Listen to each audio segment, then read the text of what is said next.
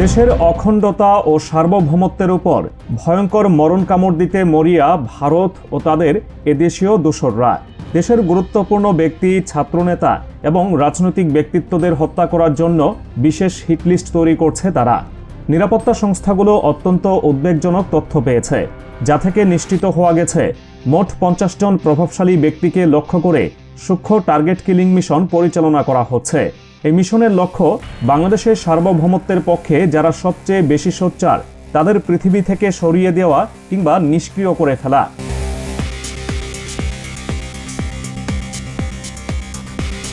এই ভয়ঙ্কর পরিকল্পনার বাস্তবায়নে সরাসরি বাহিনীকে সামনে না এনে এখানে ব্যবহার করা হচ্ছে শ্যাডো অর্গানাইজেশন বা ছায়া সংগঠন।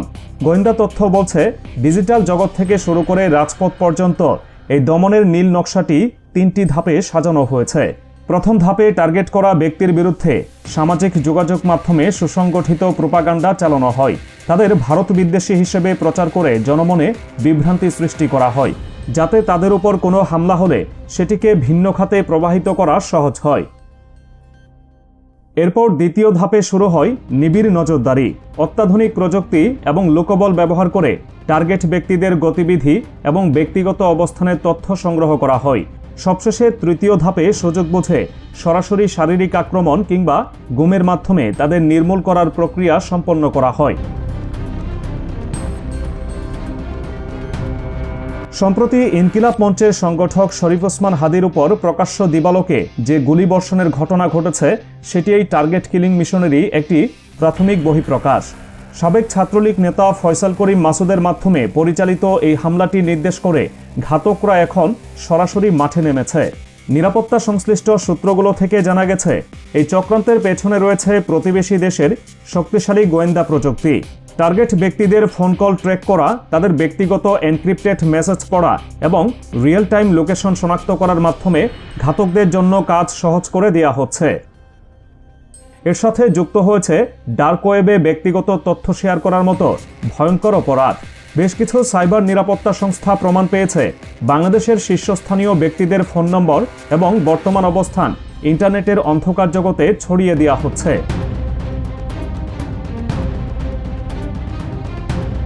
ঝুঁকির শীর্ষে থাকা এই 50 জনের তালিকায় রয়েছে দেশের প্রধান রাজনৈতিক ও সামাজিক শক্তিগুলোর শীর্ষ নাম। দীর্ঘ 1.5 দশক ধরে আধিপত্যবাদের বিরুদ্ধে আপোষহীন অবস্থান নেওয়া বিএনপির ভারপ্রাপ্ত চেয়ারম্যান তারেক রহমান এই তালিকায় অত্যন্ত গুরুত্বপূর্ণ অবস্থানে রয়েছেন। একইভাবে জামায়াতে ইসলামীর আমির ডাক্তার শফিকুর রহমানকেও লক্ষ্যবস্তু করা হয়েছে, যিনি ফ্যাসিবাদ পতনের পর একটি স্বাধীন পররাষ্ট্রনীতির দাবিতে সবচেয়ে বেশি সোচ্চার। তালিকায় থাকা ব্যক্তিদের নামের তালিকা দীর্ঘ এবং অত্যন্ত গুরুত্বপূর্ণ।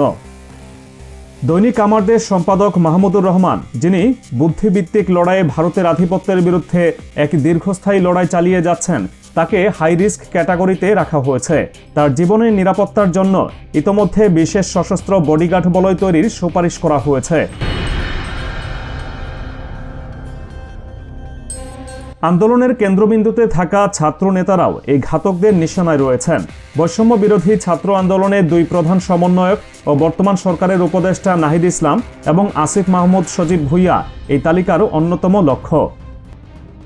এছাড়া হাসনাত আবদুল্লাহ, সার্জিস আলম এবং এনসিপির সদস্য সচিব আক্তার হোসেনের মতো তরুণ নেতাদের মেরুদণ্ড ভেঙে দেওয়ার পরিকল্পনা করা হয়েছে।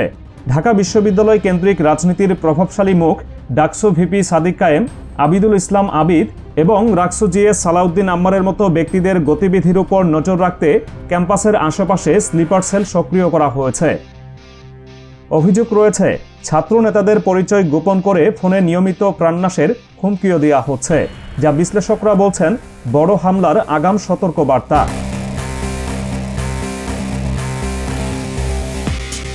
এই তালিকায় আরও অন্তর্ভুক্ত আছেন এবি পার্টির 2 শীর্ষ নেতা মুজিবুর রহমান মঞ্জু ও ব্যারিস্টার আসাদুজ্জামান ফুয়াদ। এছাড়া গণ অধিকার পরিষদের নুরুল হক নূর ও রাশেদ খান, হেফাজতে ইসলামের মাওলানা মামুনুল হক এবং ইসলামী আন্দোলন বাংলাদেশের আমির মুফতি রেজাউল করিমের মতো প্রভাবশালী ব্যক্তিদের জীবন এখন চরম ঝুঁকিতে।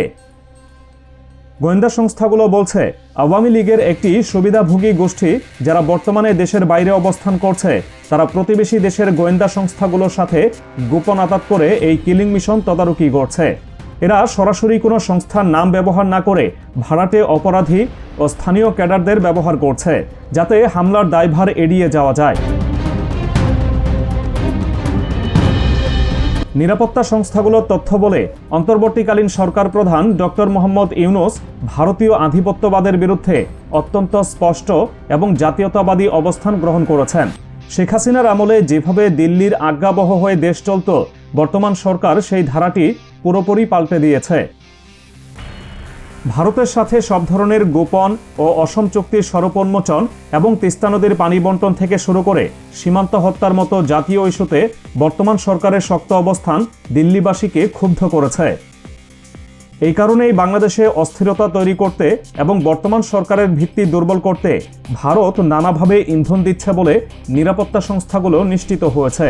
তাদের মূল উদ্দেশ্য দেশের মেধাবী ও সাহসী নেতৃত্বকে নির্মূল করে বাংলাদেশকে পুনরায় একটি আজ্ঞাবহ রাষ্ট্রে পরিণত করা।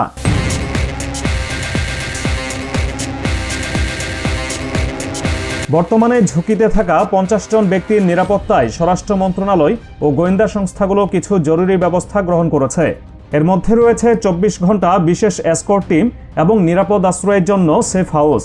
তালিকায় থাকা ব্যক্তিদের চলাচলের সময় অন্তত একজন করে সশস্ত্র বডিগার্ড নিশ্চিত করা হয়েছে। বিশেষ করে তারা যখন কোনো সভা বা সমাবেশে অংশ নিচ্ছেন, তখন গোয়েন্দা সংস্থাগুলো আগেভাগেই সেই এলাকা তল্লাশি করে নিরাপত্তা বেষ্টনী নিশ্চিত করছে। সীমান্ত এলাকাগুলোতে ভ্রমণের সময় ও ঢাকার বাইরে মুভমেন্টের ক্ষেত্রে এই সতর্কতাকে দ্বিগুণ করা হয়েছে। মাহমুদুর রহমানের মতো ব্যক্তিদের নিরাপত্তায় সরকার সর্বোচ্চ অগ্রাধিকার দিচ্ছে, কারণ তিনি দীর্ঘ সময় ধরে ভারতীয় আগ্রাসনের বিরুদ্ধে জনমত গঠনে সবচেয়ে বড় ভূমিকা রেখে চলেছেন। ভারতের সাথে বাংলাদেশের সম্পর্ক কেবল কূটনৈতিক আলোচনার বিষয় নয়, এটি এখন সরাসরি সার্বভৌমত্বের লড়াই। তিস্তা চুক্তির অনিশ্চয়তা, সীমান্তে প্রতিদিন বিএসএফের হাতে বিদেশিদের মৃত্যু এবং অসম বাণিজ্যের মাধ্যমে বাংলাদেশকে অর্থনৈতিকভাবে শোষণ করার যে নীতি দিল্লি গ্রহণ করেছে, তার বিরুদ্ধে যখনই কেউ কথা বলছেন তাকেই ভারত বিদ্বেষী তকমা দিয়ে দমন করার চেষ্টা করা হচ্ছে। এই নীরব সন্ত্রাস রুখতে বর্তমানে জাতীয় ঐক্যের কোনো বিকল্প নেই।